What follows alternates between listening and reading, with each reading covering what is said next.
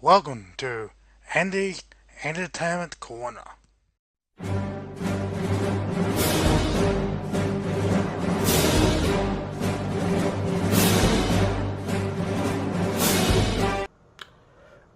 Good evening, everyone.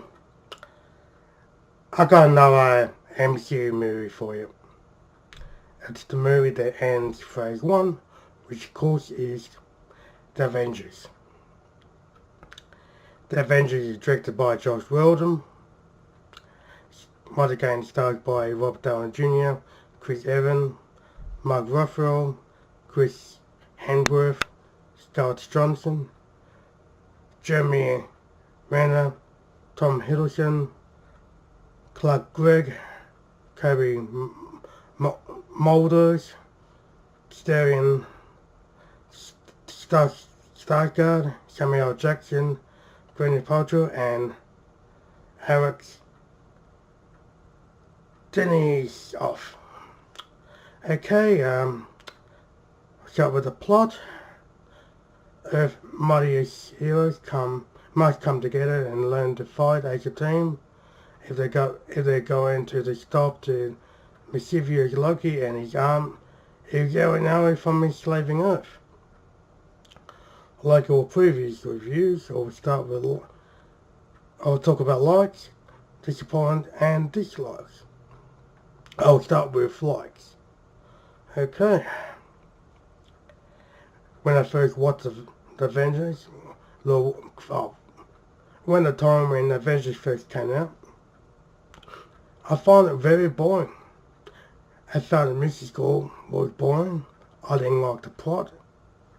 I didn't like the story. I didn't think much of it. But this time round, I loved it. I found it the second best movie to Iron Man. The direction by Josh Whedon actually quite solid. It done a very good. It did a masterpiece of filmmaking. Real nice action scene from him. He really knew what he was doing with the action. They got a real nice job with the casting. The story as well. I mean, with the screenplay. The editing, the pacing was quite good. Okay, to the cast. Robert Downey Jr. returned as Tony Stark, Iron Man. He did a good job as always as Iron Man. And he involved in a lot of good action scenes for different parts of the story when he appears for the first time. It also got nice character development of him as well. Chris Evans returned as Steve Rogers and Captain America. He's a leader this time round. It is there to give orders. He involves in a lot of good action scenes. He's in plenty of them. The middle action scene and the final massive action scene as well. And a great asset to the story. Nice character development. And fits into the movie very well. This time round we got Mark Ruffalo, first time playing Bruce Banner and the Hulk. He did a nice job in the film. We first find him in some Asian country. Black Widow goes there to talk to him, trying to convince him to go with her to Nick Fury's aircraft carrier, which is a floating fortress, which is called the Helicarrier. He needs their Bruce Banner to help him track down the captured Turzak. This blue device which was found in the ocean. This is the device that Red Skull used in the first Captain America movie. And this time around Loki captured it and he's got to use it to making the build, make a portal. And that's where Bruce Banner comes in. And he helps had to help Nick Fury to locate it. And that's just basically Bruce Banner's role in the film. The Hulk is used in a lot of good action scenes. He turned rogue in one scene, and actually used a good action moments in the end of the movie. Yeah, it's got used a lot in the film, and yeah, he's a lot in the Hulk. He's very well in the movie. Here we talk about more in the action part of my review. Chris Hemsworth returns as Thor. Does a nice job in the film. He returned to Earth to more or less try to capture Loki and take him back to Asgard. He eventually has to help the Avengers out to fight off the alien that's to come through the portal to invade Earth, to enslave the humans. And he's involved in nice action scenes. Even more talk about in the action part of the review. And we've got Scarlett Johansson returns as Natasha Romanoff and Black Widow. We first saw her again. She more has been captured and being interrogated by some Russian general. She gets the phone call, and then which he tells her that she needed back in America. She fought them off, and she returns to America to back to Nick Fury's aid. Of course, she's like an agent of still, and she's one of Nick Fury's most trusted agents. She also involved in a lot of good action scenes. Those moments will be spoken about in the action part of the review. And then we got Jeremy Renner, reprised as playing Batman Hawkeye. Nice involvement in the story. A lot more of him this time round. We first saw him in the first Thor movie, which is a brief moment. But this time round, he's heavily in the movie. And he's in a lot of the action scenes. More talk about him in the action moment of the review. Tom Hiddleston comes back as Loki. He's the main antagonist of the film. He's the one that needs to bring in the one's army into Earth through a portal he must create with the Tesseract and also some other mineral that was used, which is a very old source of power, which is a stone which is used in the Black Panther's home world, which is some type of mineral that he must use to put together with the interact blue stone. And we find out that Loki's scepter has the Mind Stone. And I always originally thought it was in the Tesseract, where eventually we found out it was actually in his scepter.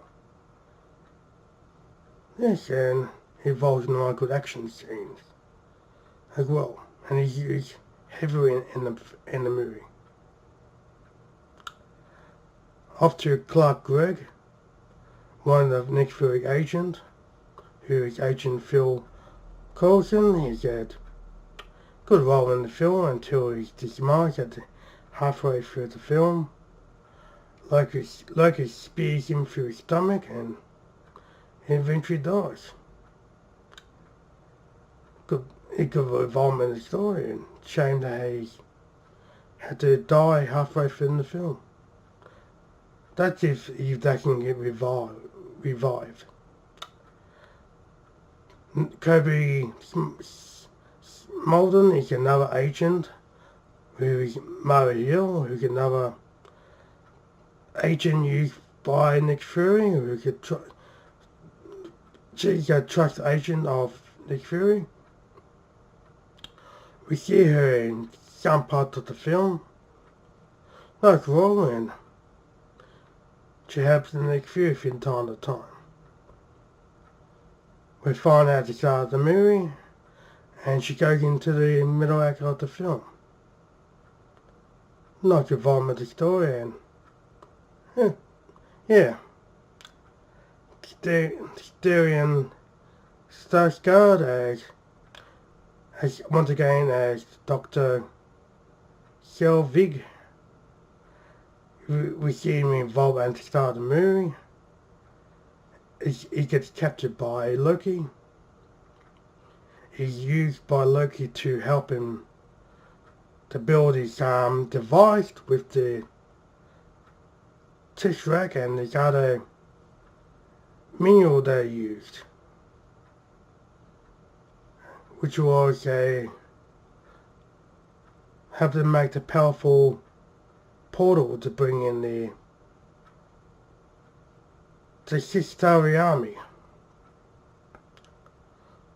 Of course, he comes to his senses at the end of the movie and helps to try to deactivate the portal, but he realizes that he needs like a scepter to help to deactivate the portal. Yeah, that's why she's involved in the movie. Nick Fury, once again by Samuel Jackson. Yes, it good involvement in the film. He's called into a location which is a NASA place of involvement. I mean, place of a building which is NASA name on it. He come across Loki for the first time, which comes through the portal. Okay, there's Nick Fury's involved in a lot of the action scenes of the film. Big involvement of the story. Yes, big large role, probably largest role in I've seen in a MCU movie. Nice parts of the story. Gwyneth Paltrow, yes, she's a small role in the film.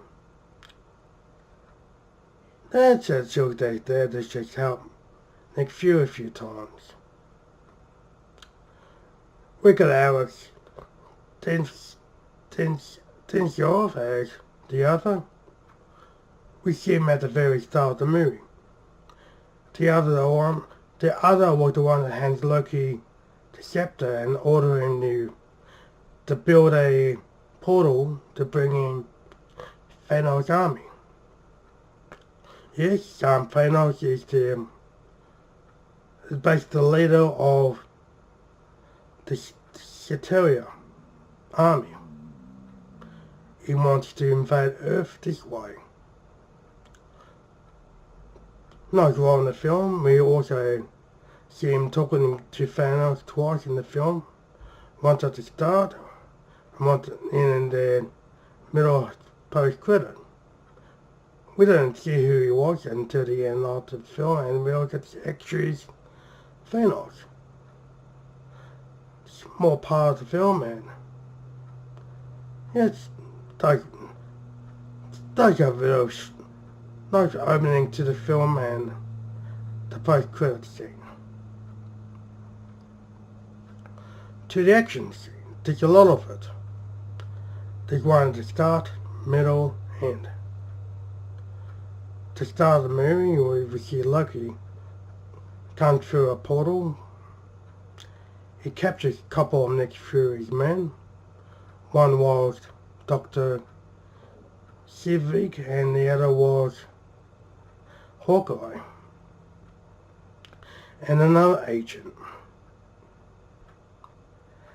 They also take the Tesseract, which one Nick Fury was trying to take from them.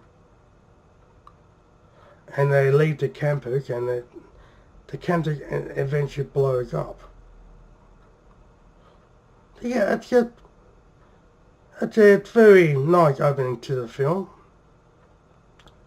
Nice brief action scene revolve Nick Fury and Mara Hill and Loki and Hawkeye, and nice opening. Of course, we come to the middle action scene of the film when Loki is captured by Thor. They take him to the helicarrier. They put him in some type of chamber. But of course, they didn't notice what Loki's motive really was. They set them more or less makes everyone get angry. Such bickering with each other. The scepter eventually makes Bruce Banner angry and turns into the Hulk. That's when one really good moment of the film. When Hulk goes on a rampage on the helicarrier, he's actually chasing Black Widow through the helicarrier. Very good action moment of the Hulk. He actually showing his actual mean side. I think he was trying to kill Black Widow. Eventually gets knocked out by Thor, and he falls down to the ground, and that ends his first action moment of the Hulk. Hawkeye arrives on the helicarrier, and he takes out a lot of the agents and fights the guards and stuff. There is also a nice fight scene between himself and Black Widow. Black Widow ends up capturing him and taking him into a room, and Hawkeye more or less comes back to his senses. Of course, Hawkeye first shoots an arrow at the helicarrier, causing a big explosion. Hawkeye then marched there to take down the helicarrier. Iron Man and Captain America more has to stop the helicarrier going down. Iron Man has to go into one of the motors to spin around to stop it crashing. Yeah, that's one of the big moments of the second act of the film. Now to the end of the movie, which is I call it the highlight of the film. Big action moments involving Loki bringing in the Kateria army. Big major chaos occurs through the city. That's when the Avengers come in.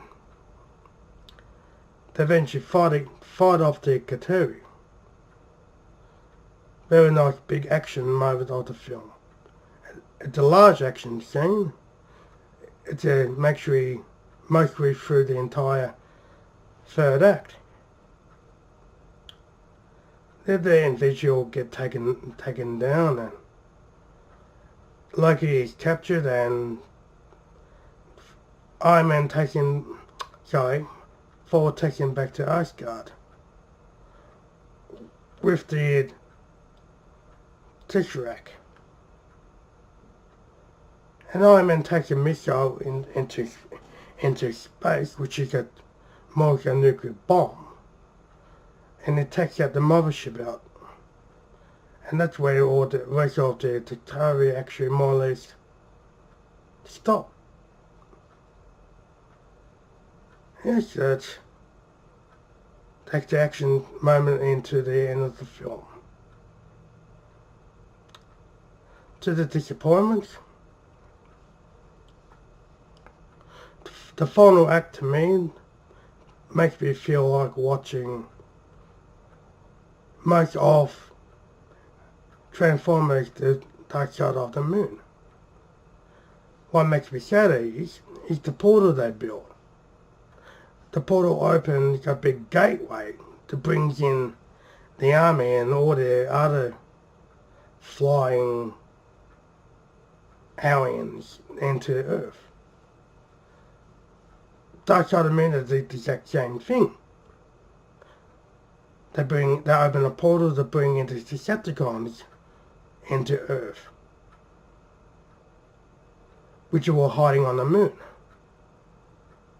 They were waiting up in the galaxy, waiting to come in.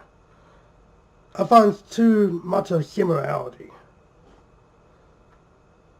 I mean, that can affect the film. I just find it's very close to very similar storyline.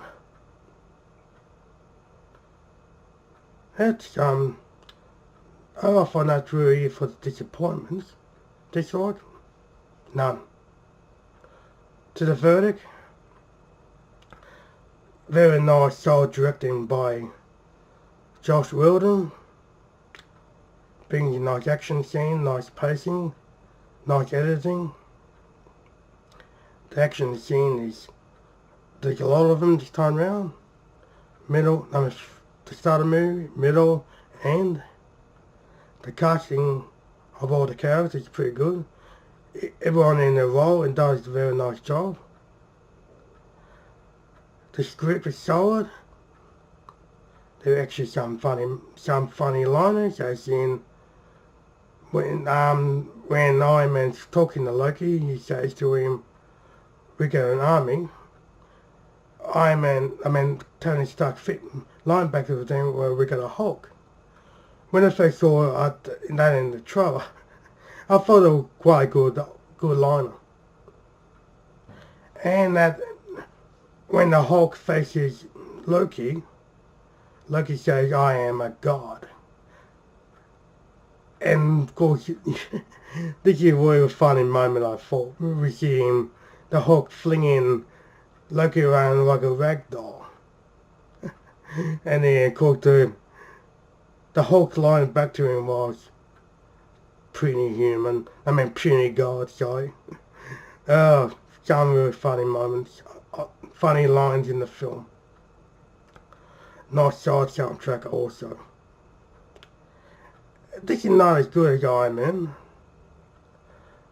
but I'll say the score is going to be pretty close. So overall, I give The Avengers a 9.7 out of 10. Thank you for checking out my movie review of The Avengers. If you like what you see, give me a like, and if you're new to my channel, great. Join the family and subscribe to my channel.